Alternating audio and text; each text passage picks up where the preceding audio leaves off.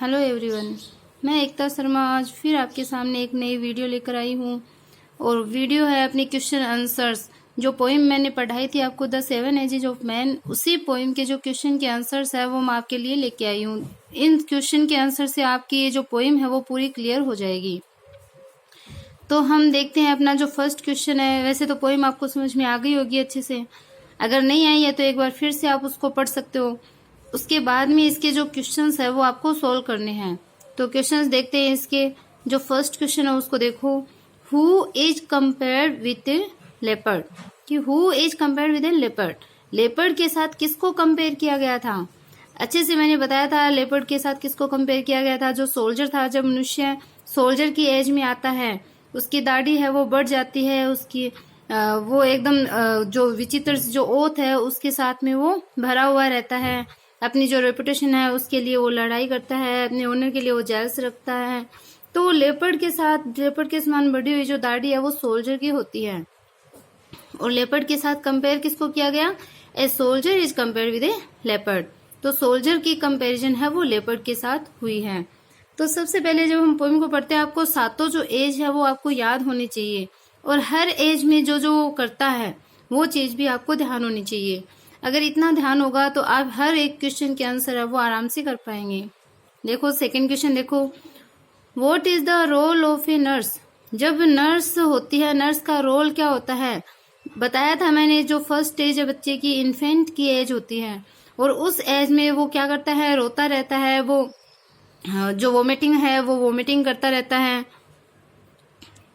और कहाँ करता है? नर्स की जो भुजाएं होती है, नर्स की जो आर्म्स होती है उसके अंदर जो इन्फेंट है वो क्या करता है? म्यूलिंग करता है और पुकिंग करता है। पुकिंग मीन्स वोमिटिंग, और म्यूलिंग मतलब जो रोता रहता है, वो क्राई करता है। बच्चा जब छोटा होता है तो वो क्राई करता है और वो वोमिटिंग भी करता है छोटा बच्चा। तो नर्स के भुजाओं में वो ये सारी चीजें है वो करता है। तो क्या पूछा है? What is the role of a nurse. Nurse की क्या भूमिका होती है? To look after the mewling and puking infant. तो जो रोता हुआ, जो उल्टी करता हुआ जो इन्फेंट है, जो शिशु है, उसकी देखभाल करना, उसको अपनी गोद में रखना, उसका ध्यान रखना है वो नर्स का काम है वो होता है। थर्ड क्वेश्चन देखते हैं, what is the importance of repetition of word Sainz. जो सेंज वर्ड जो लास्ट लाइन आई है इस पोएम की, कई बार इसमें रिपीट भी हुआ है। तो जो रेपिटेशन हुआ है इस सेंज वर्ड का, उसकी इम्पोर्टेंस है वो क्या है, ये चीज पूछी है। तो ये जो सेंज वर्ड जो 4 बार आया था, तो इस वर्ड की जो क्या इम्पोर्टेंस है, जो इतनी बार इसको रिपीट किया है, मतलब जो पोएट है, जो विलियम शेक्सपियर है, वो इसके ऊपर जोर दे रहे हैं। ये बार बार इस वर्ड को रिपीट करके वो जोर दे रहे हैं। किस चीज पे जोर दे रहे हैं? It shows the transitoriness of human life, कि जो ह्यूमन लाइफ है उसकी जो ट्रांसटरीनेस है, ट्रांसटरीनेस मतलब जो उसकी क्षण भंगुरता है, जो मोमेंट्री लाइफ है, उसके बारे में ये बताता है। तो क्या बता रहा है कि ये जो सेंस है, मतलब जो मनुष्य दांतों से रहित हो जाता है, अपनी जो आई साइट है वो खो देता है, और मेमोरी है वो लॉस हो जाती है, टेस्ट भी कुछ नहीं रहता उसके। तो ये सारी चीज है वो सेंस के थ्रू जो शेक्सपियर है उन्होंने बताई है। तो वो क्या शो कर रहे हैं? It shows the transitoriness of human being. जो मनुष्य की जो ट्रांसटरीनेस है, मतलब जो क्षण भंगुरता है, उसको वो यहाँ पे दर्शा रहे हैं। अब देखो फोर्थ में क्या लिखा है कि right the मेलनकली reference in the poem. यहाँ पे क्वेश्चन मार्क है वो नहीं आएगा, फुल स्टॉप आएगा। Right the मेलनकली reference in the poem. मेलनकली मतलब जो एकदम दुख से भरा हुआ जो रेफरेंस है, इस पोएम के अंदर दुख से भरा हुआ रेफरेंस है वो कौन सा आता है? तो ऑब्वियसली वो रेफरेंस है वो ओल्ड एज का ही आएगा। तो ओल्ड एज में मनुष्य की अवस्था वो एकदम दुबला पतला हो जाता है, नाक पे चश्मा चढ़ा रहता है, एकदम सिक्योरी उसकी स्किन होती है, वो साइड में जो उसके बगल में जो स्किन है वो लटकती रहती है, कोई भी चीज का स्वाद नहीं तो उसको स्वाद रहता है, उसकी आंखें हैं वो भी एकदम वीक हो जाती है, दांत भी गिर जाते हैं। तो ये सारी मेलनकली जो रेफरेंस है इस पोएम में ओल्ड एज के अंदर है वो दिखाई गई है। तो मेलनकली मतलब आप समझ गए होंगे, उदासी से भरी हुई। तो इसका आंसर देखिए, the old age shows the मेलनकली reference. तो जो ओल्ड एज है वो शो करती है क्या? मेलनकली रेफरेंसेस को वो शो करती है। ए मैन इज लीन, एक आदमी, एक मनुष्य जो क्या होता है, लीन हो जाता है, किसमें, ओल्ड एज में लीन हो जाता है। स्पेक्टेकल उसके नोज पे रहते हैं, जो स्पेक्टेकल, जो नोज एंड शंक शैंक, तो एकदम सिकुड़ी से उसकी स्किन हो जाती है।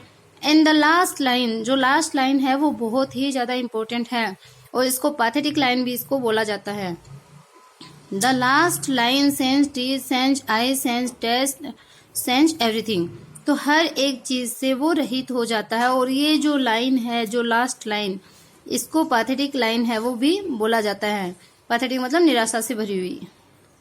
इसके बाद में हम देखते हैं अपना जो 5th क्वेश्चन है, what is the man do in the 5th span of life. अब मनुष्य अपने जीवन का जो 5th स्पैन जब उसका आता है, मीन्स जो 5th पीरियड उसका जो आता है, 5वीं अवस्था जब आती है, उसमें आदमी है वो क्या करता है। अब सबसे पहले तो आपको ध्यान होना चाहिए कि जो 5th एज है वो ह्यूमन बीइंग की कौन सी होती है। तो वो जस्टिस की जो एज है या जस्टिस की जो अवस्था है उसमें वो आ जाता है 5th स्टेज के अंदर। तो the 5th stage of man is justice.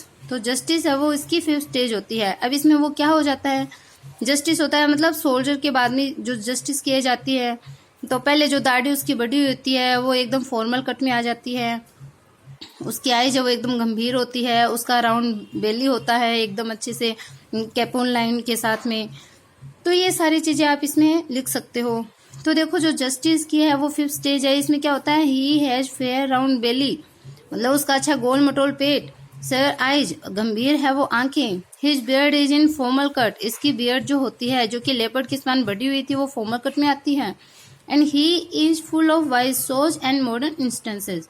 तो वो किससे होता है, वाइज सोच, जो कहावतें हैं, बुद्धिमानी से भरी हुई कहावतें, और जो आधुनिक जो इंस्टेंस है, इंस्टेंस मतलब आधुनिक इंस्टेंसेज, उदाहरण, इनसे वो भरा हुआ रहता है। तो ये आपकी जो 5 क्वेश्चन है, इसके बाद के क्वेश्चन और देखते हैं अपन। Why is the last stage called second childishness.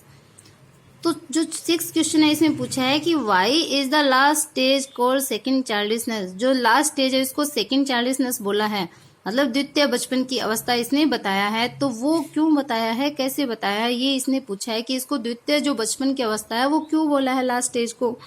तो ऑब्वियसली इसलिए बोला है कि जैसे बच्चा होता है वो एकदम हेल्पलेस होता है, वैसे ही ओल्ड एज जब आती है, जो लास्ट स्टेज जो डेथ वाली आती है, उसमें जो ह्यूमन बीइंग है वो एकदम हेल्पलेस हो जाता है, अपनी आई साइट को खो देता है, टेस्ट, टीथ, मेमोरी, सब चीज है वो खो देता है, जैसे बच्चे की होती है। छोटा बच्चा जब होता है तो उसकी आई साइट वो भी वीक होती है, उसको कोई टेस्ट का पता नहीं होता, दांत भी उसके नहीं होते हैं, और मेमोरी है वो भी इतनी अच्छी है वो नहीं होती है। तो वैसे ही जो लास्ट स्टेज है उसमें बच्चे के समान वो हो जाता है, इसलिए इसे दूसरी जो बचपन की अवस्था है वो बताया है।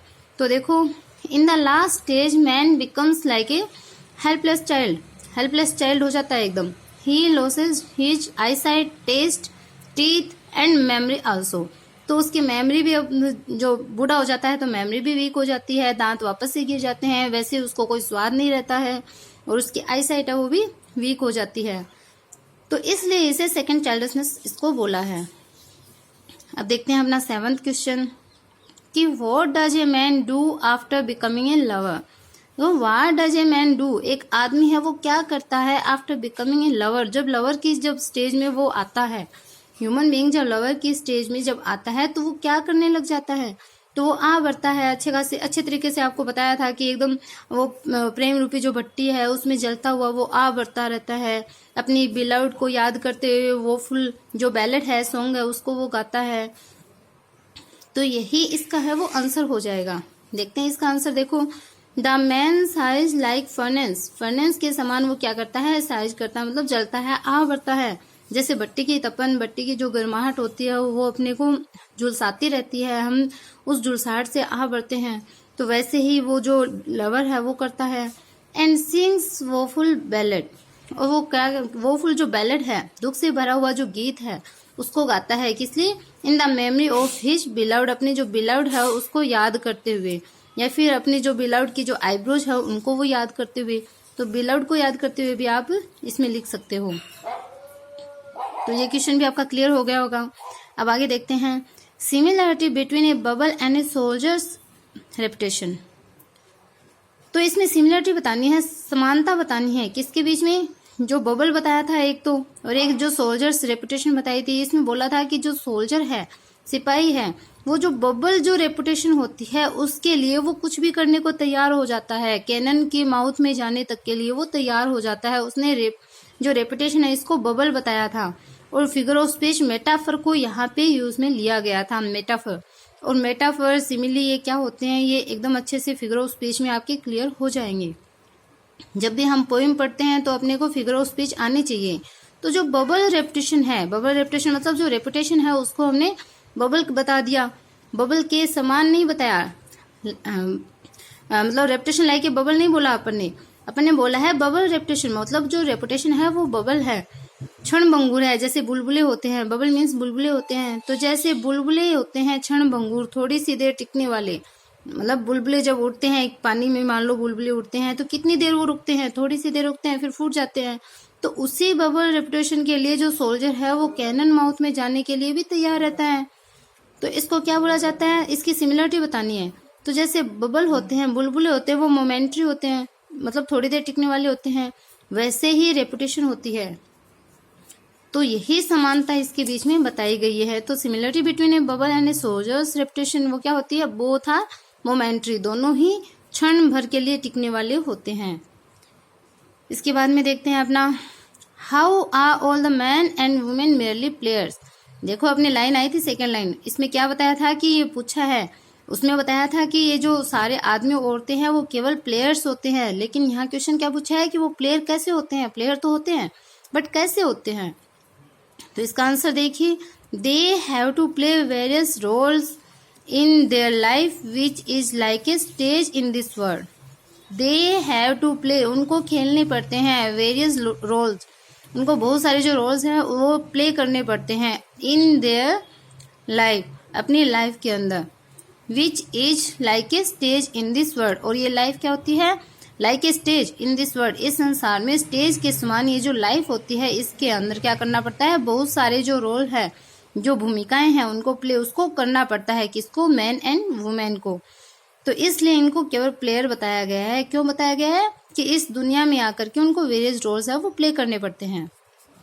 इसके बाद में देखो अपना 10th क्वेश्चन है, और बहुत ही अच्छा क्वेश्चन इसने पूछा है कि what are exit and entrances to the word, कि इस वर्ड के अंदर जो हमारे एग्जिट है और जो हमारे एंट्रेंस है वो कैसे होते हैं। What are exits and entrances in to the word. तो एंट्रेंस कैसे होती है, जब हमारा बर्थ होता है वैसे हमारी एंट्रेंस होती है, और जो डेथ हो जाती है वो क्या हो जाती है, हमारी एग्जिट होती है। तो the entrances in life is through birth. तो जो लाइफ में जो हमारी एंट्रेंसेस है वो क्या होती है, बर्थ के माध्यम से, थ्रू द बर्थ।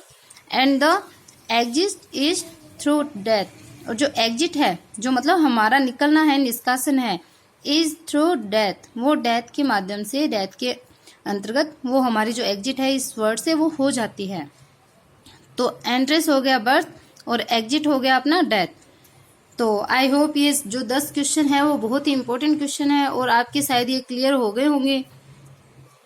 कैसे लगे आपको ये क्वेश्चन, कितने समझ में आए। किसी में अगर कोई डाउट हो तो आप आराम से क्लियरली कमेंट बॉक्स में जाके कमेंट कर सकते हो, पूछ सकते हो। Have a nice day.